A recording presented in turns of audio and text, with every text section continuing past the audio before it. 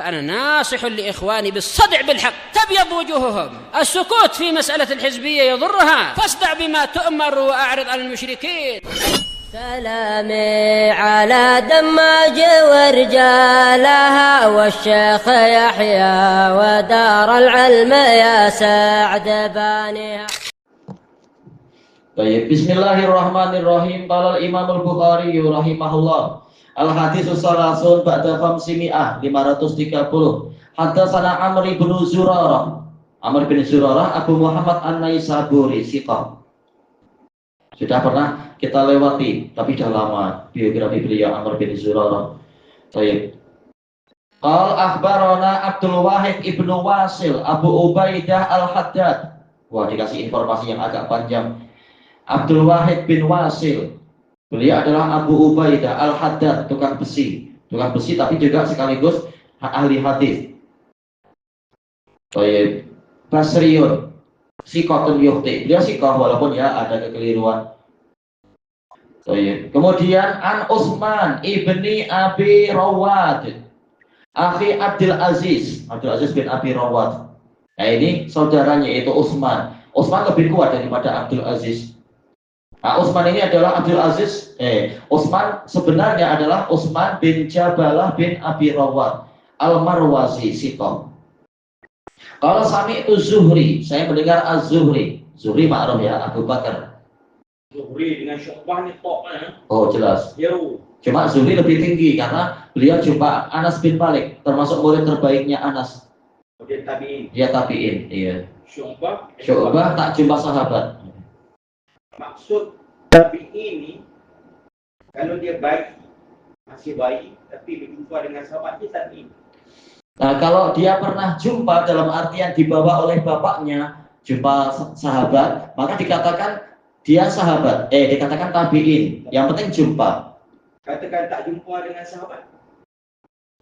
Tak jumpa dengan sahabat. Kalau tak pernah jumpa tidak dikatakan tabi'in. Cuma dikatakan adroka, yaitu mendapati zaman sahabat. Mana berjumpa ni melihat dan mendengar. Entah melihat, entah al-muhim berjumpa, yaitu adanya perjumpaan liqa. Mana assalamualaikum sekali nasi hidup pun kita tabi'in. Betul. Bahkan yang tak pernah dengar suaranya, seperti A'mas jumpa Anas tapi tak pernah dengar suara, cuma jumpa, bahkan memegang tali kekang ontanya Anas, dikatakan beliau tabi'in karena pernah jumpa. Wajib jumpa baru jadi tabi'in. Iya. Kalau tak jumpa bukan tabi'in. Kalau tak jumpa ya berarti atba. Parami suara sini kan. Adapun kalau mendengar, yaitu di balik tirai, nggak masalah. Karena banyak yang belajar di balik dinding, di balik tirai. Gurunya di situ, ini di sini, itu masih boleh. Karena masih dalam satu ruangan. Ini dianggap masih liqa, masih jumpa. Mana tafsiran seorang tu tabi'in itu pun jadi ijtihadi kan? Betul. Semakin lengkap sifatnya, semakin kuat. Tapi kalau sifatnya mulai berkurang, saya tak pernah jumpa, tetapi ya saya dengar di balik hijab karena guru saya ini wanita, ini Aisyah, tetap dikatakan tabi'in, cuma tidak sekuat yang seperti memang betul-betul Urwah, memang anak buah Aisyah, memang jumpa langsung dan sebagainya, lihat langsung makciknya. Macam sahabat, walaupun lagi itu, dia perlu adroka Rasulullah. Iya, perlu jumpa walaupun mungkin belum faham. Makanya seperti Muhammad bin Abi Bakar dikatakan si gharis sahabat. Dia bayi jumpa Nabi. Dia belum berakal, belum apa, tapi sudah jumpa Nabi, dibawa, ditahnik oleh Nabi, tapi ya masih belum paham, mungkin mata pun belum terbuka. Dianggap sahabat, tapi sahabat yang kecil, si gharis sahabat. Maknanya dikira wali itu, di sisi Allah. Ya jelas. Dapat kemuliaan itu, betul. Betul. Cuma levelnya tak seperti yang sahabat-sahabat yang jumpa Nabi biasa musyawarah ikut sholat. Memang bertingkat-tingkat. Kalau sahabat nih, walaupun sirwal sahabat berperang, tu insya Allah perang menang. Oh jelas. Allah ada bagi kekuatan. Betul. Barakah. Keberkahannya lain, tetap berkah sahabat lain. Tapi kalau bayi, tapi tidak berjumpa Rasulullah, tapi di Madinah, itu dikira sahabat. Tak. Karena tak jumpa, dipanggil sekitar mudrik atau adroka, mendapati zaman Nabi. Itu pun jadi ijtihadi kan? Oh memang. Karena tak jumpa, lalu dikatakan apa bersahabat? Kan dikatakan Sahiba yashabu yaitu menemani. Ini tak pernah jumpa. Bagaimana dikatakan teman-temannya Nabi? Makanya memang semakin melemah ya semakin melemah jadi ya. Semakin kurang sifat ya semakin melemah syaratnya dia. Tak memenuhi syarat. Begitu juga atba'ut tabi'in pun gitu. Betul. Baik. Jadi Makanya terkadang memang jadi khilaf. Sahabat kan bukan sahabat, tabi'in kan bukan tabi'in. Karena syarat-syarat tidak lengkap terpenuhi. apa bezanya kalau seorang tu dia bukan sahabat, dia sahabat? Apa kesan di hukum? Sahabat Allah mengatakan wa kullu wa'adallahu husna. Masing-masing dari mereka dijanjikan pahala terbaik yaitu surga. Sahabat dijamin masuk surga. Walaupun sirah sahabat. Iya. Sama saja yang masuk Islam sebelum Fathu Hudaibiyah atau setelah dijamin masuk surga walaupun level lain-lain. Dan juga dijamin kata para ulama, kata para tabi'in, yaitu apa? Keutamaan sahabat, syarafus suhbah, keutamaan sahabat itu tidak mungkin ditandingi dengan ibadah 90 tahun atau 100 tahun atau 50 tahun. Memang keutamaannya lain. Walaupun sirah sahabat. Betul. Iya, dia dapat kemuliaan itu. Memang itu level yang lain. Maknanya ucapan walaupun sirah sahabi itu boleh jadi sumber hukum. Boleh kalau sesuai dalil, kalau tidak sesuai dalil ya dikatakan ijtihad sendiri keliru. Umar aja kalau ijtihad keliru dikatakan keliru. Ada kena ada ijma ataupun jumhur di kalangan sahabat. Iya, lihat apakah dia sudah belajar kemudian berfatwa sesuai dalil. Cuma jelas kemuliaan dia ada kemuliaan khusus dibanding yang tidak begitu. Sahabat ni walaupun surah sahabat ada sakti ya.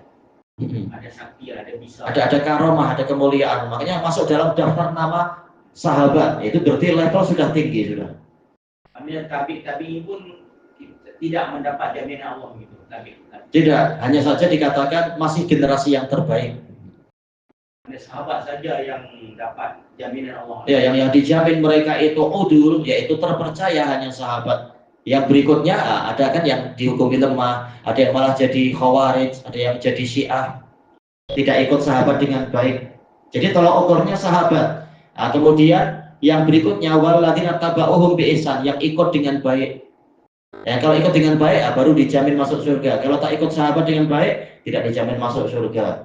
Masuk Muawiyah mana? Jelas mereka sahabat. Tapi berperang Jamal itu kacau. Itu ijtihad yang keliru, memang keliru. Dia memakai satu dalil yaitu boleh keluarganya untuk menuntut balas terhadap darah pakciknya. Utsman. Iya. Dia punya dalil, cuma masalahnya Ali membahas bukan dari sisi itu. Ini pemerintahan sedang melemah karena Khawarij yang berjumlah 5.000 itu masuk ke dalam pasukan. Jadi tak tahu siapa saja. Jadi kalian baiat saya dulu, kalau kekuatan penuh baru kita kejar satu persatu. Maknanya di sini Muawiyah ni tak mengikut Aratul Amri ya. Dia sudah bertahun-tahun jadi ulil amri, cuma dia amir, belum Amirul Mukminin. Sepatutnya dia kena ikut cakap ulil amri Ali itu. Masalahnya berita simpang siur, tersebar berita Ali ada kerjasama dengan orang yang menjatuhkan Muawiyah sampai Ali bersumpah, saya tidak ikut-ikutan. Istilahnya berita kacau, akhirnya Muawiyah ijtihad dan dalil-dalil menunjukkan Ali lah yang betul. Tapi Muawiyah sepatutnya dia tidak boleh mengambil keputusan drastik. Dia jelas mengkaji lagi bagi posisi jumpa Ali betul dan jangan terus Muawiyah itu salah. Ya memang keliru ijtihad rahimahullah radhiyallahu anhu. Buku sangat lah, maaf apa ni, alhamdulillah macam buku sangat tu kan. Betul dia ambil masa dia lambat saya selamat. Ya akhirnya semua sahabat diampuni dosanya dan terkadang kena musibah, kata Syekhul Islam itu untuk menghapus dosa juga berbagai musibah.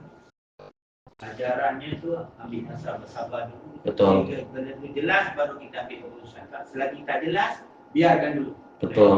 Jadi kita tidak membuat kerosakan. Memang.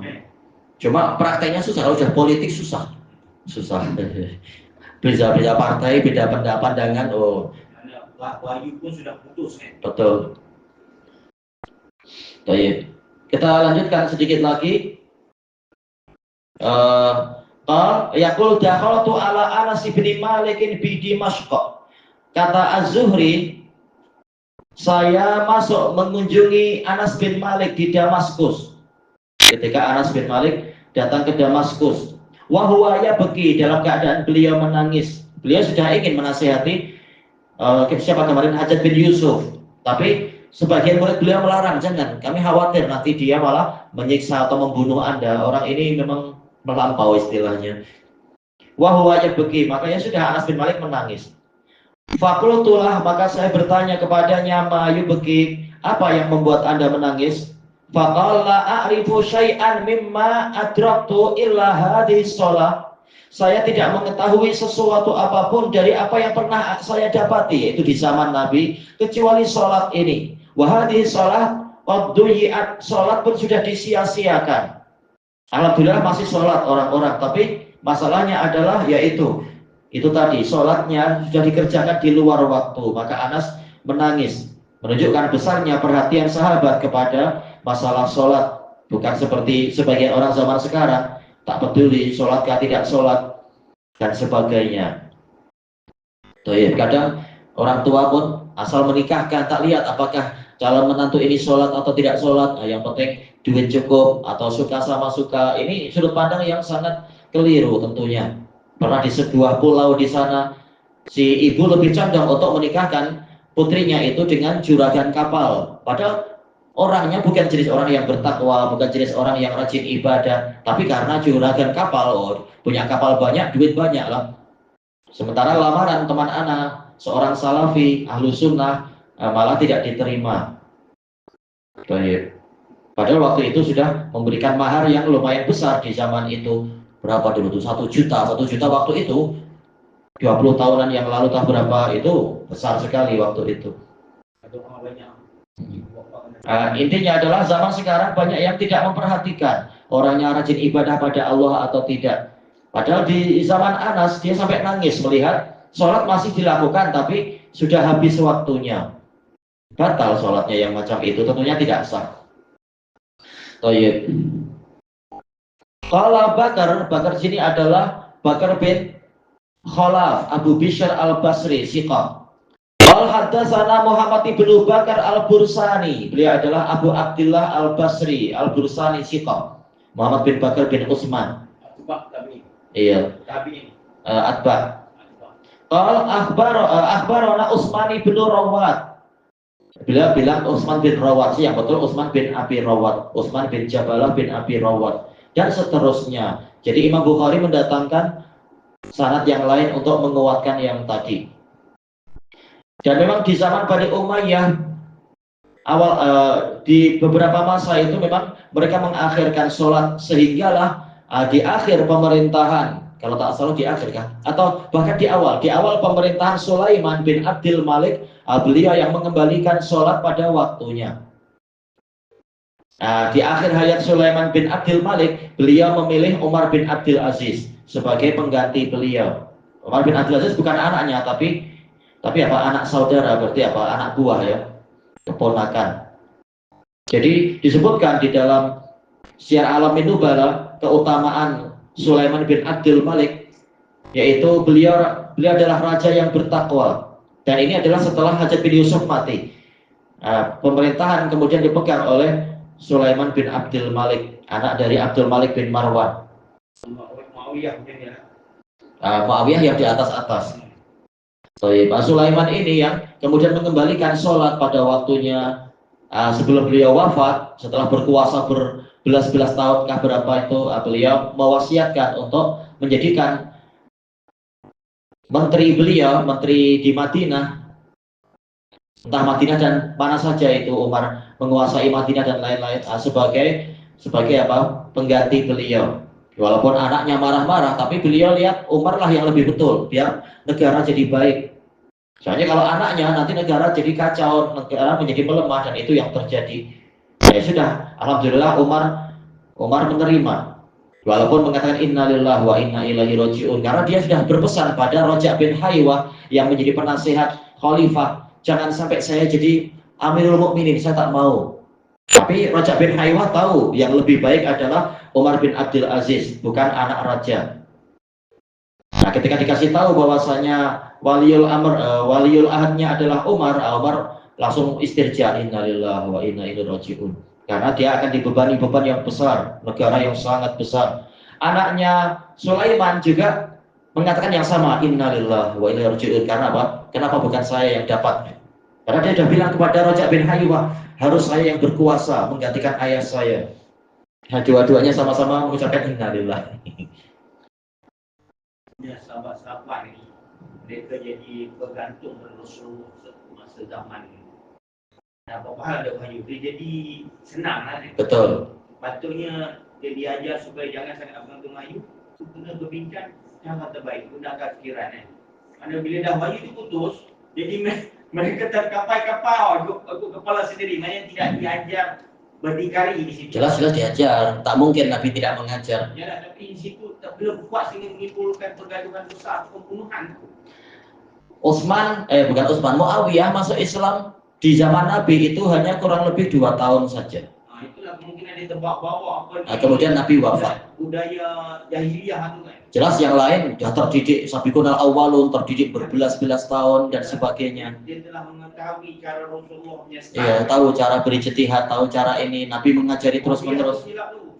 Ya jelas. Cuma Muawiyah faqih, cuma ya tetap kekeliruan ada. Maknanya dia belum simai lagi kan. Beliau jadi penulis wahyunya Nabi, tapi jelas tidak sebaik yang lain-lain. Beliau tidak termasuk dari 10 yang dijamin masuk surga. Istilahnya 6 berkesekian-sekian. Masuk Islamnya adalah waktu Fathu Makkah. Jelas tidak sebaik yang lebih dahulu. Sepatutnya dia kena hormat as-sabiqunal awwal. Jelas. Kan you tak boleh dia kena dengar dulu budaya kami kan. Dia ada walak dia tu. Kan? Tapi ya sahabat-sahabat tak boleh kita celah, sudah lampau. Dia macam tak menghormati budaya tu kan. Dia terus ambil putusan drastik. Itu yang jadi pecah tu, jadi terbawa-bawa kan. Umat Islam tu dia jadi kocak kacing. Ya silap ijtihad rahimahullah radhiyallahu anhu. Nak menghormati asal itu nak awal patutnya respect dulu, tengok dulu. Kalau kita nak mengkaji sejarah kan, dia ada pelajaran di situ. Jelas, cuma tetap banyak yang tak ambil pelajaran.